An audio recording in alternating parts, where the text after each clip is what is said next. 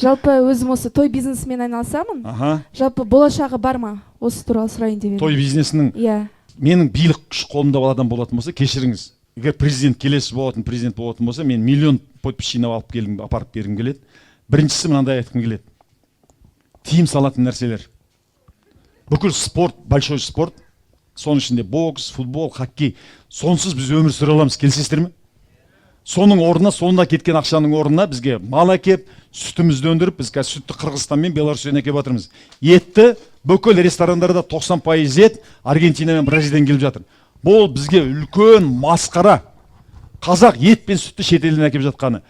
Хоккей болмаса, футбол болмаса, бірін-бірін жағын сындырып жатқан боксерлер болмаса, қазақ күн көреді. Етсіз, сүтсіз күн көре алмаймыз.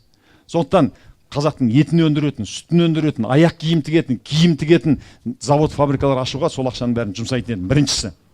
Екіншісі, бүкіл тойханаларды бір 5 жылға жапқызып тастайтын едім. Бүкіл тойханаларды. Онан кейін қалаулым сияқты, мынау Екезу, тағы бірден кеткен сайқы мазақтар бар ғой, тағы Чимкент шоу, солардың бәріне тиым салатын едім. Сайқы мазақ, шырылдауық шегіртке, шырылдап жүріп, ән салған, көгалды қуып, гөлейттап, өлеңмен жүріп жаздалған. Өмірдің күзі келе жатыр, алдымызда қыс келе жатыр, экономикалық, бүкіл әлемде. Біз жыртың ой, жыртың сол немене.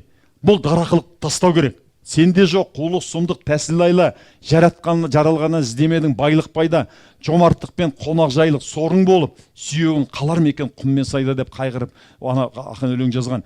Соның кеселінен біздің 5 миллион қазақ қырылып кетті. Сондықтан ертең бала шағамыз дұрыс өмір сүретін болды десек, ойын тойды қойып, қазір тірлікпен айналысу керек. Завод, фабрика, өндіріс, ауыл шаруашылығымен айналысу керек. Сондықтан кешіріңіз, мен қолдамаймын. Әрине бар. Дарақы қазақ кредит алып алады да, той жасайды, 80% тамақты апарып мусорға тастайды, шырылдауық шегіртке әншілерге апарып ақшаны төгеді.